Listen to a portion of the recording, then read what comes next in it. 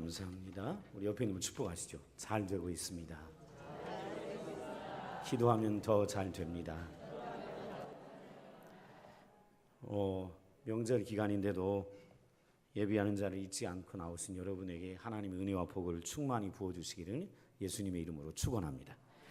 한 가지 제가 양해 말씀드립니다. 제가 가을이 오면서 계절이 오면서 비염이 생겼는지 오늘 아침에 콧물이 많이 나서 휴지로 많이 닦을지 모르겠습니다. 그럼 아유 더러워 목사님 그러지 마시고 잘 말씀을 들어주시면 좋겠고 은혜의 시간이 됐으면 좋겠습니다. 여러분, 하나님이 이 땅에 지은 모든 것이 그냥 지어진 것은 하나도 없습니다. 다 하나님의 특별한 계획이 있습니다. 우리가 만든 모든 물건도 마찬가지죠. 자, 여기 마이크가 있습니다. 이유 없이 이것이 만들어졌겠습니까? 아니죠. 사람 입으로 수많은 사람에게 의사전달을 하기 어려우니까 마이크라는 것이 만들어졌죠. 이 종이 여기 있습니다. 이 종 왜 만들었습니까? 예배 시간 알리려고 만든 것입니다. 자는 사람 깨우려고 이거 만든 거거든요. 사람이 만든 모든 것도 만든 이유가 있습니다. 하나님이 이 땅에 창조한 모든 것들은 다 하나님 만드신 이유, 뜻, 계획이 있습니다. 오늘 본문을 보면 하나님이 아브라함을 택한 이유가 있습니다. 아브라함을 믿음의 조상이라고 우리가 부르는데 하나님 왜 아브라함을 넣었을까? 그 택하신 이유, 뜻이 뭘까? 하나님 계획이 뭘까? 그 계획을 오늘 성경은 밝혀주고 있습니다. 더 나아가서 오늘 본문은 얘기하지 않지만 하나님이 우리를 택하신 계획도 있다.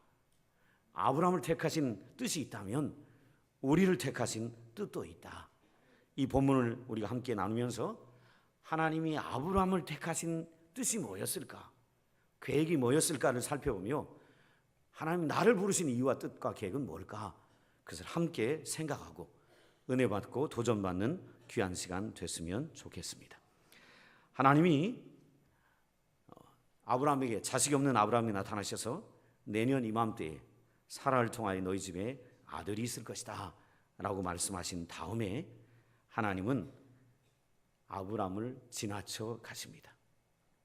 이 창세기 18장 우리가 지난주에 보았던 것처럼 하나님이 아브라함 집을 이렇게 지나가셨어요. 나그네처럼 지나가시면서 아브라함 가정에 내년 이맘때에 아들이 있을 거다 이 얘기를 해주시고 아브라함의 섬김을 받은 다음에 이제 하나님의 원래 계획대로 지나가십니다. 지나가시다가 아브라함이 극진히 하나님을 섬기는 걸 보시고 하나님께서 아브라함에게 이런 얘기하십니다. 여러분 17절 한번 보시죠. 여호와께서 이르시되 내가 하려는 것을 아브라함에게 숨기겠느냐? 이 말은 무슨 뜻입니까? 내가 하려고 하는 일을 아브라함에게 숨기겠느냐? 이 말은 뭡니까? 숨기지 않겠다. 쉬운 말로 뭐 해주겠다? 말해주겠다 이 말입니다. 여러분 기억하십시오. 하나님은 당신의 뜻을 당신의 백성에게 말해 주시는 분입니다. 얘기해 주는 분이에요. 혹시 여러분 지금 인생을 70년, 80년 살았고 50년, 60년 살았고 또 젊은이들은 젊은이들대로 하나님의 나를 향한 계획은 뭘까? 하나님의 나를 향한 뜻은 뭘까? 한번 물어보시고 그걸 깨닫고 혹은 달려온 분들도 있을 것이고 그냥 이렇게 살아온 분들도 많이 있을 것입니다. 지금도 하나님은 당신의 백성들에게 당신의 뜻을 알려주시는 분이십니다. 혹시 나를 향한 하나님의 계획을 알고 싶습니까? 그럼 물어야 합니다. 하나님, 나를 향한 하나님의 계획은 뭡니까? 나를 이 땅에 창조하신 하나님의 이유가 뭡니까? 물어야 합니다. 오늘 아브라함은 묻지 않았는데 하나님께서 그에게 내가 하려고 하는 일을 아브라함에게는 숨길 수 없다. 말해 주시겠다라고 얘기했습니다. 그리하시면서 아브라함의 택하신 이유를 18절, 19절 두 절에 설명합니다. 잘 보시죠. 18절에 아브라함은 강대한 나라가 되고 천하 만민은 그로 말미암아 복을 받게 될 것이 아니냐. 하나님이 아브라함을 택하신 목적이 있는데 아브라함을 통하여 강대한 나라를 만들고 천하 만민이 아브라함을 통해 복을 받게 하려고 하나님은 아브라함을 택하셨습니다. 그런데 거기서 단지 아브라함을 큰 나라 만들고 아브라함을 축복하기 위해서 아브라함을 택한 것이 아니고 거기서 더 나아가 중요한 뜻이 있습니다. 19절 잘 보세요. 19절입니다. 내가 그로 그 자식과 권속에게 명하여 여호와의 도를 지켜 의와 공도를 행하게 하려고 그를 택하였노라. 여러분 잘 기억하십니다. 하나님이 아브라함을 택한 이유는 아브라함을 강대한 나라 그리고 복을 주시려고 택했습니다. 근데 거기서 끝이 아닙니다. 강대한 나라 또 복을 주시려는 이유가 있는데 그 이유는 뭐냐면 그와 그의 후손들이 여호와의 도를 지켜 의와 공도를 행하게 하려고 아브라함을 택했다라고 하나님은 말씀하고 있는 걸 볼 수 있습니다. 여기 의와 공도는 단어가 어려운 단어인데 쉬운 말로 표현하면 이겁니다. 하나님이 하나님의 말씀을 지켜 옳고 바름을 따라 행하도록 아브라함을 택했다라고 기록하고 있는 걸 볼 수 있습니다. 여러분, 하나님이 아브라함을 택한 계획, 뜻이 어디냐면 아브라함이 하나님을 닮아 의롭게 살아가도록 하기 위하여 아브라함을 택했음을 오늘 성경이 기록하고 있는 것을 볼 수 있습니다. 이 하나님을 닮아 의롭게 살아가도록 하는 것은 한순간이 아닙니다. 한순간 하나님 닮아 한 번 의롭게 사는 것을 위해 부른 게 아니라 평생 하나님을 닮아 의롭게 살아가도록 하기 위하여 아브라함을 택했음을 하나님은 분명하게 아브라함에게 말씀하고 있는 것을 볼 수 있습니다. 근데 여기서 우리가 또 하나 볼 것이 있습니다. 여러분 여기서 19절을 잘 보세요. 하나님이 지금 아브라함에게 얘기하는데 아브라함 너를 택한 이유가 여호와의 도를 지켜 옳고 바름을 행하게 하려고 너를 택했다라고만 하지 않았고 그 다음에 한 단어가 더 있어요. 19절 잘 보세요. 내가 그로 그 자식과, 이 말은 그가 아브라함이죠. 내가 너로 너의 자식과 권속에게 명하여 여호와의 도를 지켜 의와 공도를 행하게 하려고 너를 택했다라고 하나님이 말씀하십니다. 자, 뭘 얘기합니까? 하나님은 아브라함에게만 하나님을 닮아 의롭게 살아가도록 하기 위하여 택한 것이 아니라 아브라함의 자손들, 그들 대대로 하나님의 말씀을 따라 옳고 바름을 향하여 살아가도록, 의롭게 살아가도록 그의 후손들도 그리하도록 아브라함에게 말씀하셨고 아브라함과 그의 후손을 불렀다라고 말씀하고 있는 걸 볼 수 있습니다. 평안의 식구 여러분, 기억하셔야 합니다. 아브라함의 소명이 뭐냐면 자기 한 사람만 하나님을 닮아 하나님의 의를 행하는 것이 아브라함의 부르신 이유가 아닙니다. 아브라함을 부르신 이유는 자기뿐만 아니라 자기 후손들도 하나님을 닮아 의롭게 살아가도록 하기 위하여 아브라함을 부르셨다는 것입니다. 그러면 내 후손들이 하나님을 닮아 의롭게 살아가도록 하기 위해서는 아브라함이 해야 할 일이 있습니다. 뭐 해야 되죠? 아브라함이 해야 할 일이 있어요. 뭐 해야 돼요? 뭐 해야 됩니까? 자식들에게 가르쳐야 합니다. 내가 하나님을 닮아 의롭게 살아가야 하듯이 너희들도 하나님을 닮아 의롭게 살아가야 한다. 이게 아브라함을 부르신 소명이에요. 아브라함만 강대한 나라 되고 아브라함만 복을 누리라고 아브라함을 선택한 게 아니에요. 아브라함과 그의 후손들이 후에 태어날 자손 대대 그의 후손들이 하나님을 닮아 의롭게 살아가도록 하기 위하여 아브라함을 택했다라고 오늘 성경은 분명하게 말씀하고 있는 걸 볼 수 있습니다.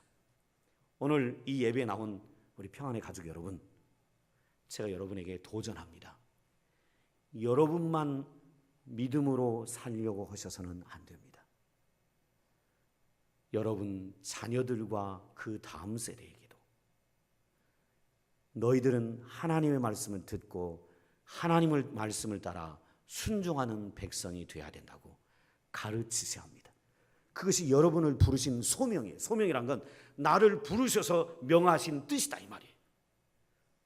오늘 많은 성도들이 나만 교회에 가면 되는 것으로 오해합니다.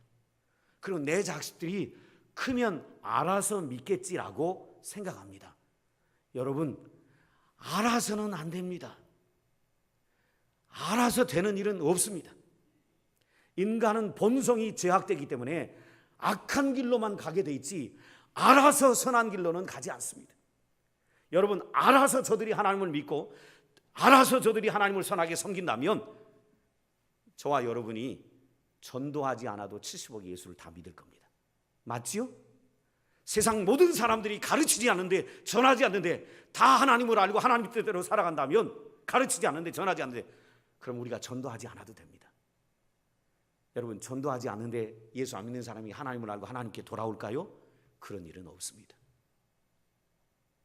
마찬가지로 우리 자녀들도 마찬가지입니다. 우리 자녀들에게 귀에 못이 박히도록 전해줘야 합니다. 귀에 못이 박히도록. 너는 하나님의 말씀을 들어야 돼. 너는 하나님의 말씀을 듣고 그 말씀대로 순종하며 살아야 돼. 그것이 하나님의 자녀된 백성의 삶의 태도야. 그렇지 않으면 복이 없단다 가르쳐야 합니다. 알아서 믿겠지? 아니요. 그랬다면 예수님이 우리에게 가서 모든 족속으로 제자 삼으라고 명하지 않으셨을 겁니다. 70억이 알아서 믿을 텐데 무슨 전도하라고 우리에게 가르쳤겠습니까? 하나님은 알아서 안 믿으니까 이마에다가 팔아! 손목에다 그를 파라고 합니다. 여러분, 성경 한번 잘 보시죠. 신명기 6장을 한번 보세요. 이게 알아서 되는 게 아닙니다.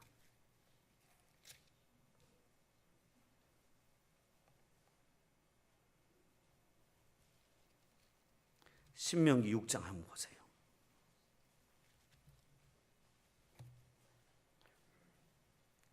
창세기 19장에다가 종이를 주보를 껴놓고 신명기 6장을 한번 보세요. 신명기 6장 잘 보셔야 합니다. 7절 한번 보세요. 7절, 8절, 9절. 7절, 신명기 6장 7절, 8절, 9절. 271조입니다. 구약성경 271조. 자, 천천히 읽습니다. 너무 중요한 겁니다. 시작. 내 자녀에게 부지런히 가르치며 집에 앉았을 때이든지 길을 갈 때이든지 누워 있을 때이든지 일어날 때이든지 이 말씀을 강론할 것이며 너는 또 그것을 내 손목에 메어 기호를 삼고 내 미간에 붙여 표로 삼고 또 내 집 문설지와 바깥문에 기록할지니라. 아멘. 여러분, 뭐라고 해요? 자녀에게 하나님 말씀을 듣고 하나님 말씀대로 순종하며 살아야 한다고 부지런히 가르치라는 것입니다. 집에 앉아서 텔레비만 쭉 같이 보면서 너 하나님 잘 믿어야 이런 말이 한마디도 안 하고 있다면 큰일 날 일을 하는 것입니다. 텔레비를 같이 보면서 5분 간격으로 너 하나님 잘 믿어야 돼. 근데 우리 장보리도 보자. 장보리 보다가 또 하나님 잘 믿어야 돼. 5분 보다가 또 하나님 잘 믿어야 돼. 5분 보다가 또 하나님 잘 믿어야 돼. 이마트 가다가 너 하나님 잘 믿어야 돼. 5분 갔는데 또 타자마자 내리라고 하나님 잘 믿어야 돼. 장보러 들어갈 때 하나님 잘 믿어야 돼. 마트에서 물건 사올 때 하나님 잘 믿어야 돼. 이렇게 하라는 거예요. 이렇게 하라고 했는데도 이스라엘 백성은 그렇게 해보려고 했는데, 그런데요 몇 세기를 못 가서 이스라엘 백성들은 다 우상 숭배 길로 갔고, 그리고 나라를 잃는 하나님의 징계와 심판을 받습니다. 심지어 오늘 성경에 뭐라 그래요? 여기 손목에다 메어주고 미간에다 붙여주라 이 말입니다.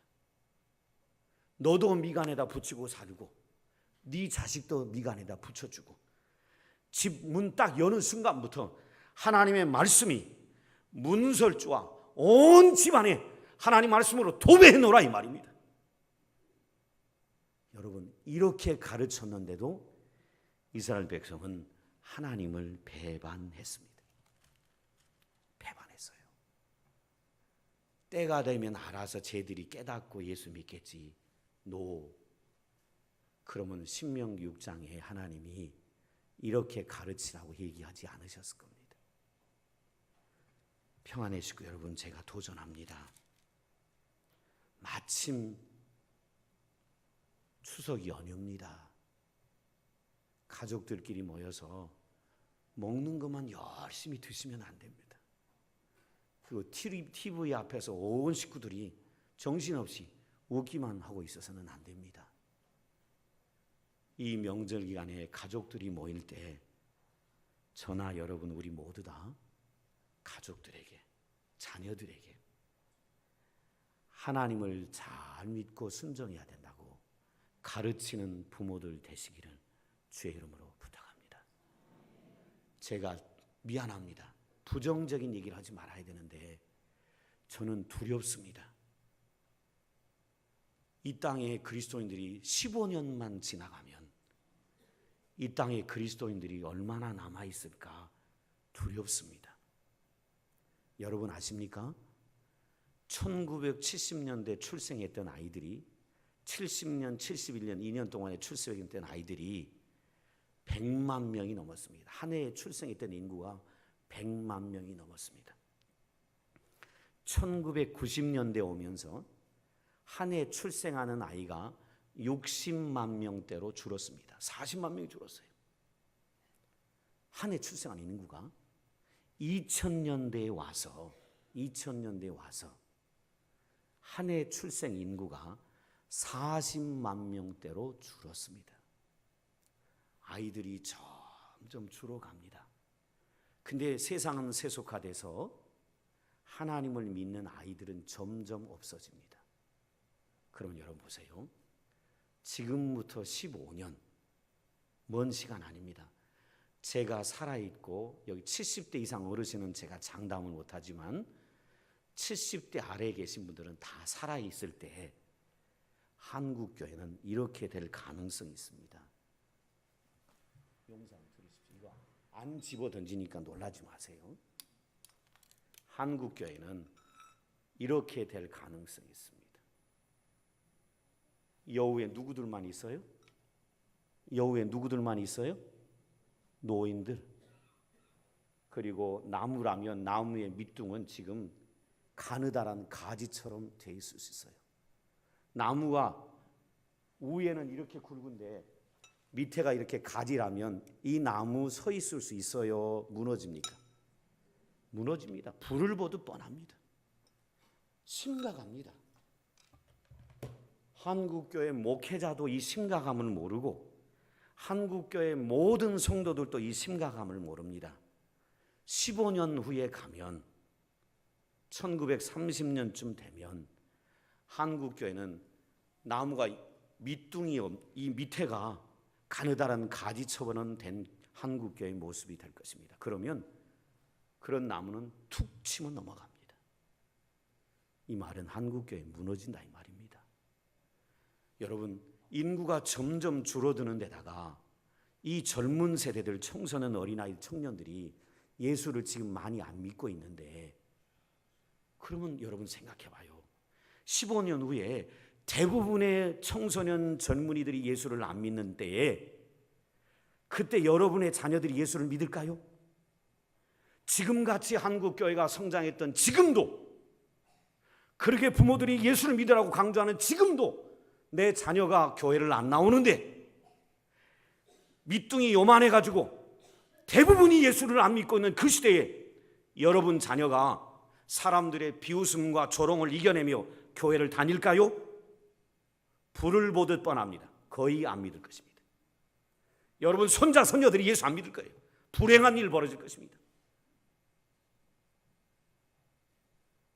이거는요 겁주는 게 아니고 부정적인 얘기하는 게 아니에요.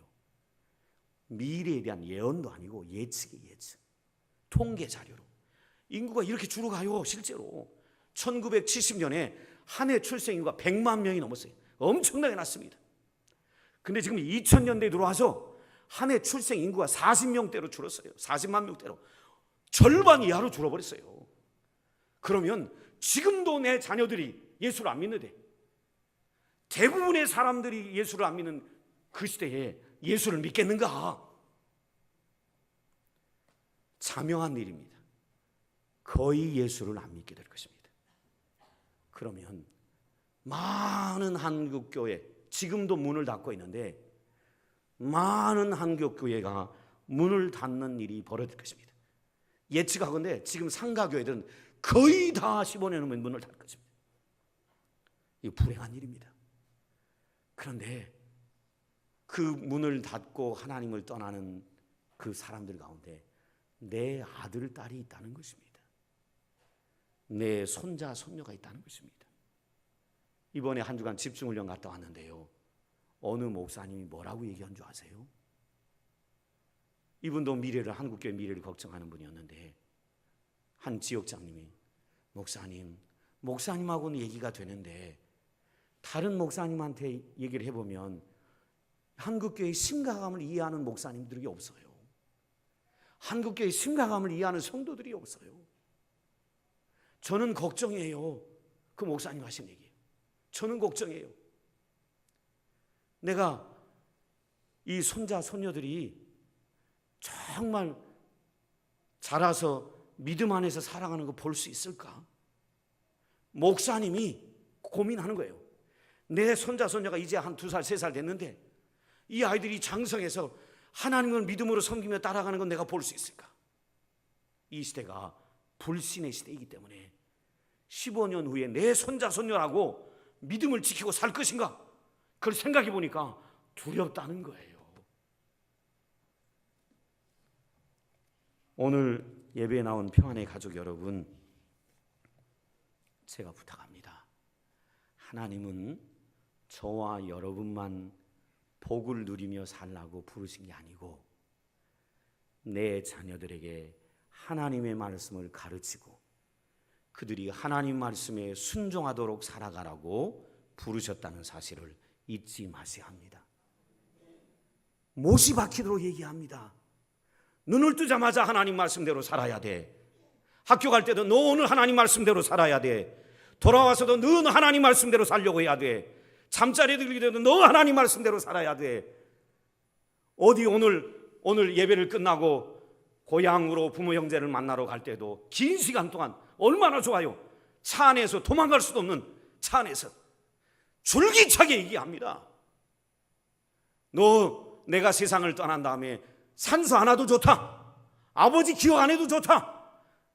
나처럼 부모 산소 묘소 찾아갈 필요도 없다.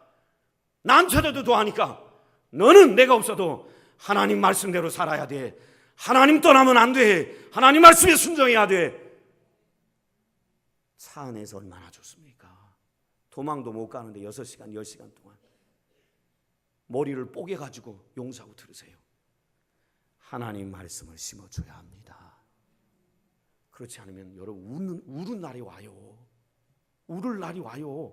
아들, 딸 하나님 제대로 안 믿고 아들, 딸이 안 믿으니 손자, 손녀는 아예 하나님에 대한 개념조차도 없고, 그래서 내가 한 80쯤 됐을 때 이 아이들이 지멋대로 교회도 안 나오고 맨날 휴가 다닌다고 놀러 다닌다고 주일도 안 지키고 그런 아이들이 허다하게 나올 것입니다.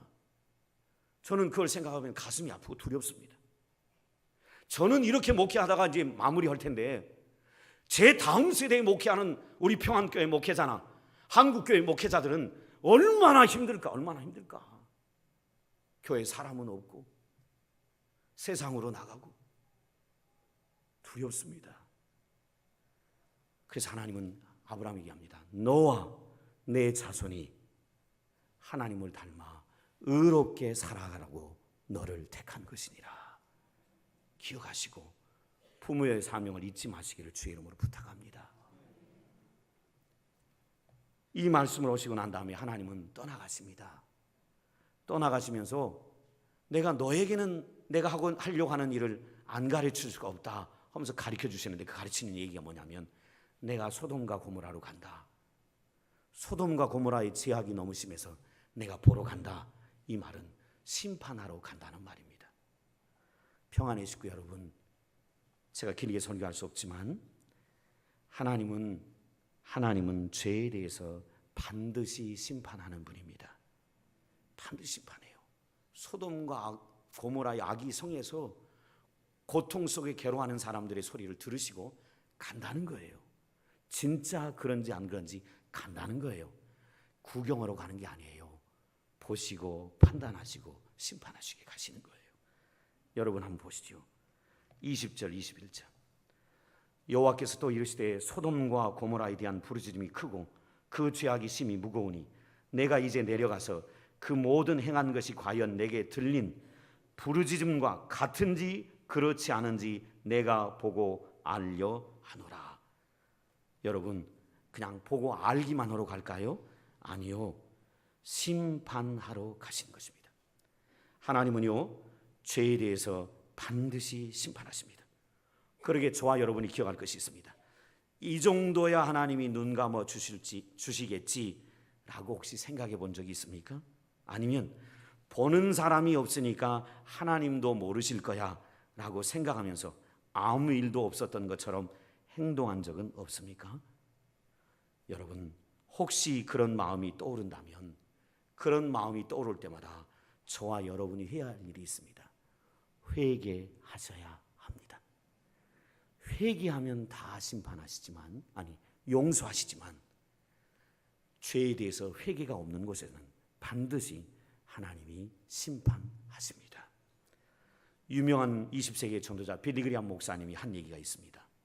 여러분 소돔과 고모라가 악이 성하여 하나님이 심판하셨는데 오늘 우리가 사는 시대는 소돔과 고모라보다 더 낫다고 할 수 있을까요?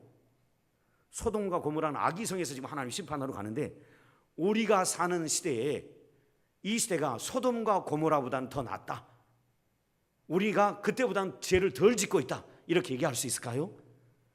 그렇게 얘기할 수 없습니다. 지금이 소돔과 고모라보다 더 악합니다. 더 악해요. 미안합니다. 군에 간 아들 얘기를 해서 미안하는데 여러분 얼마 전에 윤일병 사고가 났습니다. 군에서 후임병들을 폭행하고 기합을 주고 성추행해서 잔인하게 후임병을 살해해서 지금 계속 논쟁이 되고 있는데 그것은 어제 오늘 이야기는 아닙니다. 제가 다닐 때도 맨날 기업이었고 맨날 얻어 터졌습니다. 저도 몽둥이로 대걸레 자루로 한 번에 30몇 대를 맞았습니다.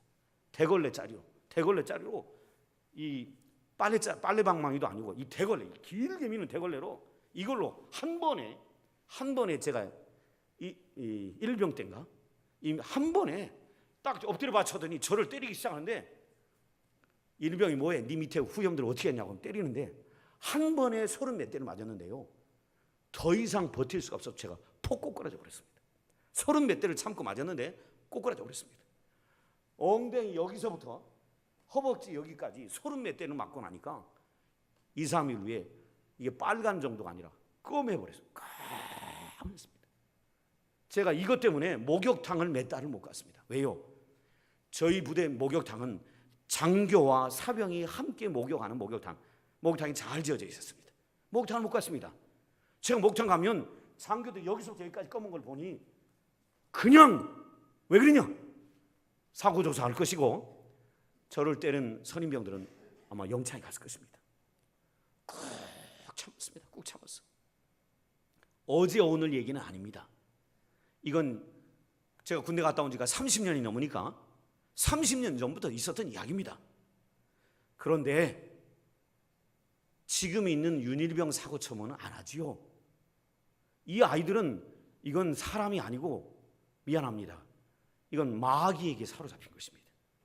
때려놓고 기절하니까 여기다 뭘 꽂아줬다고요? 링게를 꽂아놓고 깨워놓고 또 때려버리고 쓰러지면 또 깨워가지고 여기다 링게를 또 꽂아놓고 또 때려버리고 이렇게 잔혹하게 하진 않았어요. 때리고 짝 끝이었어 예전에는. 근데 때려놓고 또 깨워놓고 링게를 줘가지고 또 어떻게 때려놓고 이렇게는 안 했지요. 먹은 거 토하게 만들었고 다시 먹으라고 하고 이렇게는 안 했지요. 이렇게 민주화시는 시대에 이건 보통이 아닙니다. 이건 소돔과 고모라보다 더한 거예요. 오늘 이 시대의 음란함이 소돔과 고모라와 비교해서 낫다고 할 수가 없습니다. 더 음란한 시대에 살고 있습니다. TV만 켜면, 인터넷만 켜면, 핸드폰만 켜면 음란이 온 세상을 뒤덮고 있습니다. 소돔과 고모라보다 더 낫다고 할 수가 없습니다. 그래서요, 20세기 위대한 전도자 빌리 그레이엄 목사님이 이런 말 했어요. 지금부터 30년 전에 한 얘기입니다. 빌리 그레이엄 목사님은 지금 거의 곧 돌아가시려고 하는, 고령이라 돌아가시려고 하는 분인데, 이 빌리 그레이엄 목사님이 이런 얘기했습니다. 1980년대 한 얘기입니다. 30년 전에 한 얘기인데, 만일 하나님께서 미국을 심판하지 않으시다면 소돔과 고모라에 대해서 사과하셔야 합니다. 1980년대 이미 미국은 소돔과 고모라보다 더 악하다 이 말이에요. 지금은 말할 것도 없지요. 1980년대 이미 소돔과 고모라보다 미국이 더 악했다는 거예요. 그러니까 이 미국을 심판하지 않는다면, 미국 목사님입니다. 미국 목사님이 자기 나라를 보면서 이렇게 악한 세대를 심판하지 않는다면 하나님이 소돔과 고모라 백성들을 심판했으니까 그 사람들 찾아가서 사과해야 된다는 겁니다. 이렇게 악한 나라를 심판하지 않으니까. 여러분, 저와 여러분이 소돔과 고모라보다 더 나은 나라와 시대에 산다고 장담할 수가 없습니다. 장담할 수가 없어요. 그러게 저와 여러분은요, 거룩하신 하나님 앞에서 이것 정도야 하나님 모르시겠지, 이것 정도야 눈 감아 주시겠지 하고 넘어가면 안 됩니다. 하나님은 자기 죄를 고백하는 자는 사하시지만 자기 죄를 고백하지 않는 사람에게는 심판이 따릅니다. 죄는 반드시 심판하셔요. 뭘로 보여졌냐면, 하나님이 온 세상을 죄로 심판하기 위하여 보여주신 사건이 있어요. 나는 죄는 그냥 보고 넘어가지 않는다, 반드시 심판한다. 그걸 상징적으로 보여준 일이 있습니다. 그것이 뭐지요? 예수님을, 모든 인간의 죄의 대가로 예수님을 죽였습니다. 하나님이요, 모든 사람을 멸망시켜야 되는데 그리하지 않으려고 반드시 대제가를 지불하기 위해서 그 대제가를 누구에게 다 짊어지게 했습니까? 아들 예수에게 짊어지게 해서 아들을 잔혹하게 십자가에 죽이셨습니다. 죄는 이렇게 반드시 심판이 있다, 이걸 보여준 겁니다. 나는 너희들의 죄를 내 아들에게 갚는다. 그래서 아들을 죽이셨어요. 이것은 반드시 죄를 하나님이 심판한다는 거예요. 평안의 식구 여러분, 그러므로 저와 여러분이 살아가면서 이건 죄인데 라는 생각이 문득 들 때마다 즉시로 할 일이 있습니다. 그게 뭐지요? 회개입니다. 회개하는 사람에게는 사하심, 용서가 있으나 회개하지 않는 백성에게는 하나님의 심판이 필연적으로 따른다는 사실을 오늘도 성경은 보여줍니다. 마지막으로 이 얘기를 하고 마치겠습니다. 하나님이 심판하시러 소돔과 고모라로 가니까 아브라함은 그 얘기를 듣자마자 하나님께 간청을 합니다. 하나님, 저 소돔과 고모라에 혹시 의인이 있다면, 하나님 뜻대로 살려고 하는 사람이 있다면 그 의인을 악인들하고 함께 멸망시키시렵니까? 그리하지 마시라고. 어떻게 의인을 악인과 함께 멸망시키려고 하냐고. 그리 마시라고. 저 도시에 의인 50명이 있으면 제발 저 도시를 멸망시키지 말라고. 생각해 보니까 의인 50명이 너무 많은 것 같아요. 그러니까 하나님, 5명 가만 45명 있으면 멸하실랍니까? 그것도 너무 많은 것 같으니까 하나님 40명만 있으면 멸하실랍니까? 생각해보니까 그것도 너무 많아요. 하나님 제발 용서하고 들으라고. 하나님 30명만 있으면 멸하실랍니까? 그것도 너무 많은 것 같아요. 하나님 용서해달라고. 20명만 있으면 멸하실랍니까? 그것도 너무 많은 것 같아요. 아브라함이 6번에 걸쳐서요, 하나님 이번만 제 얘기를 들어달라고 하면서 의인 10명만 있어도 저 땅을 멸하시려고 합니까? 라고 얘기합니다. 그리고 더 이상 간청하지 못하고 아브라함이 멈춥니다. 여러분, 하나님은요, 죄인은 심판하시지만 의인은 구원하십니다. 의인은 구원하셔요. 그러게 하나님이 의인 10명만 있으면 멸하시겠냐고 하니까 하나님이 그 얘기합니다. 마지막으로 의인 10명만 있으면 멸하지 아니하리라. 여러분, 죄인은 심판하지만 의인은 구원하십니다. 그러게 저와 여러분, 이 땅이 지금 온 세상이 악으로 가득 찼는데 이 땅이 멸망하지 않는 이유가 있습니다. 왜 멸망하지 않을까요? 이 세상에 의인 몇 명이 있어요? 10명이 있는 거예요. 누군지 모르지만 이 땅에 의인 10명이 있기에 온 세상을 하나님이 저주로 불로 심판하고 멸하지 않고 하나님이 이 온 세상을 구원한 날을 기다리고 있는 것입니다. 의인은 구원하십니다. 그러나 악인은 심판하십니다.